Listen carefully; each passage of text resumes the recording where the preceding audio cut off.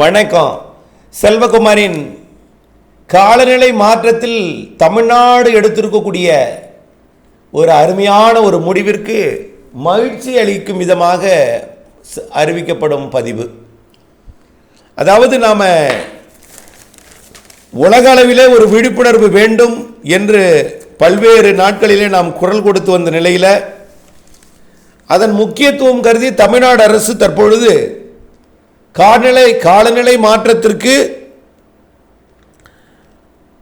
அதாவது காலநிலை மாற்ற கல்வி அறிவுக்கு விரைவில் கொள்கை வகுத்து முடிவு அறிவிக்கப்படும். அதாவது பாடத்திட்டத்திலேயே ஒரு பாடமாக வானிலை, காலநிலை மாற்றம் இது தொடர்பாக பாடத்தை கொண்டு வந்து மாணவர்களிடமிருந்து எதிர்கால உலகம், அதற்கு நாம் செய்ய வேண்டிய கடமை ஆகியவற்றை விழிப்புணர்வாக ஏற்படுத்த போகிற அறிவிப்பு என்பது மகிழ்ச்சி அளிக்கும் விதமாக இருக்கிறது. அது தொடர்பான பதிவு இது.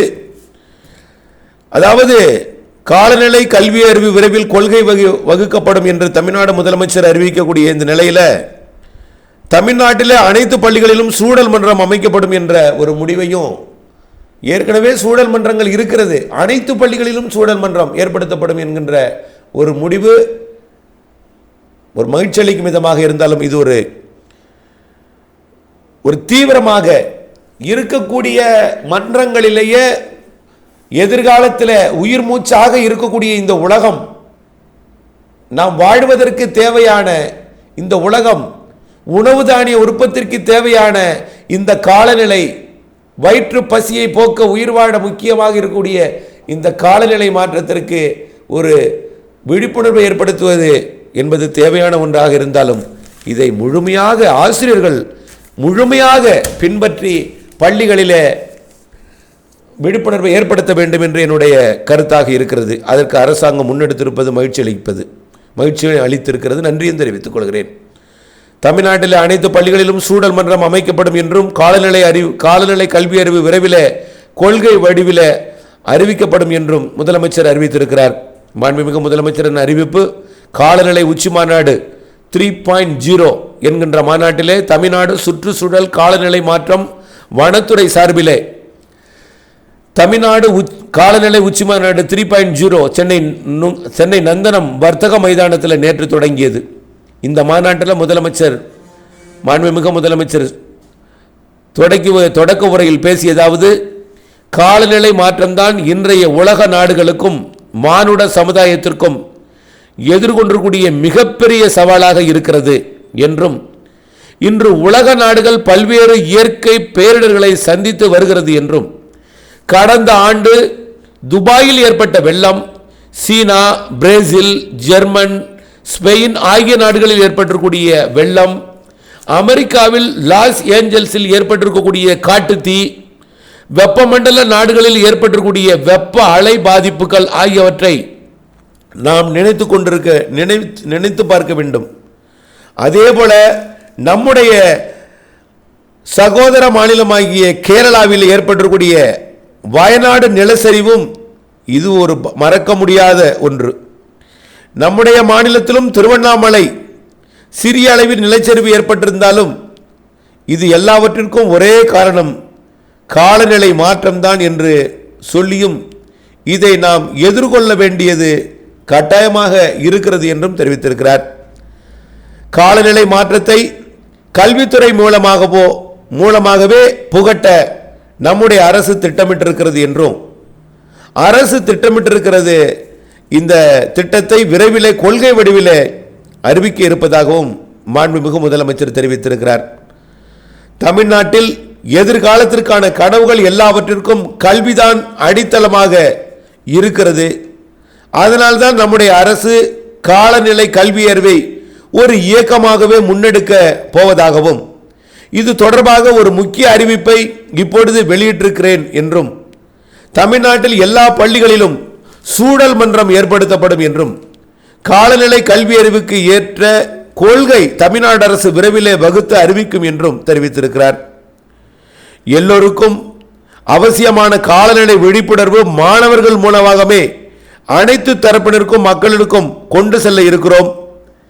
பல்வேறு துறை அரசு அலுவலர்களுக்கும் காலநிலை மாற்றம் தொடர்பாக, அதை தடுப்பது தொடர்பாக, அதை தழுவி நாம் வாழ்வது தொடர்பாக திறன் வளர் பயிற்சி அளிக்கப்படும் என்றும் தெரிவித்திருக்கிறார்.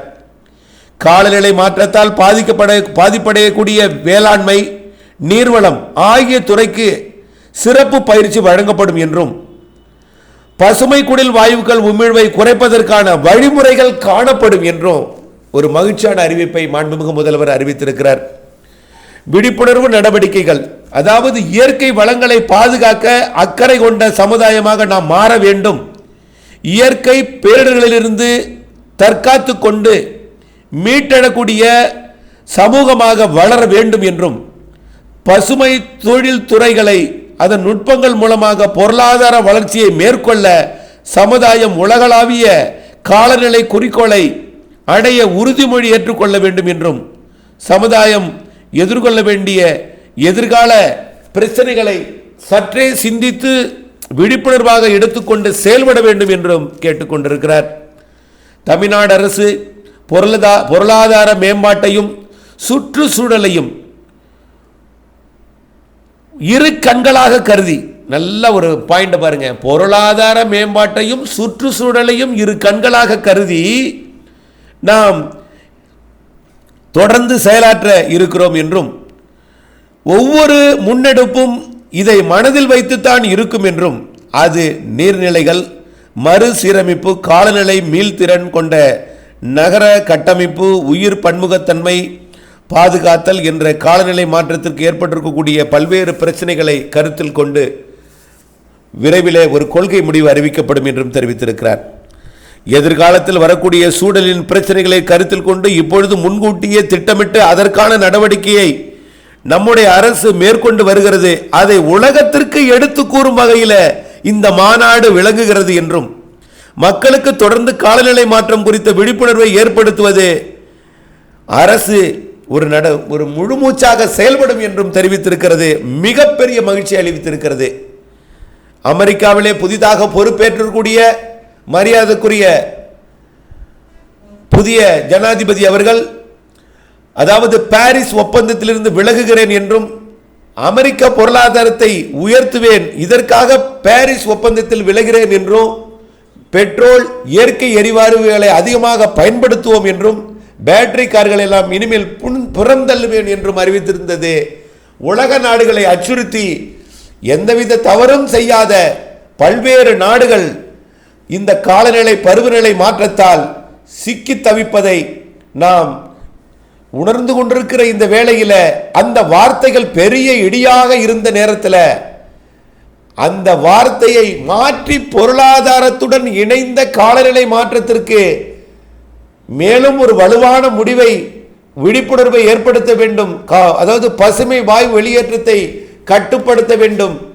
அதை உலக வெப்பமயமாதலை தடுப்பதற்கு 200 நாடுகள் கையொப்பமிட்ட பாரிஸ் ஒப்பந்தம் விட மிக வலிமையான ஒப்பந்தத்தை ஏற்ற வேண்டிய இந்த நிலையில் அதிலிருந்து விலகியது அதிர்ச்சி அளித்த நிலையில் தமிழ்நாடு அரசு பொருளாதாரத்தையும் காலநிலை மாற்றத்தையும் இரு கண்களாக கொண்டு விழிப்புணர்வு ஏற்படுத்தும் விதமாக பொருளாதாரத்துடன் இணைந்த செயல்படுத்த இந்த அறிவிப்பு, புதிய கொள்கை முடிவு அறிவிப்பு என்பது மகிழ்ச்சி அளிக்கும் விதமாக இருக்கிறது.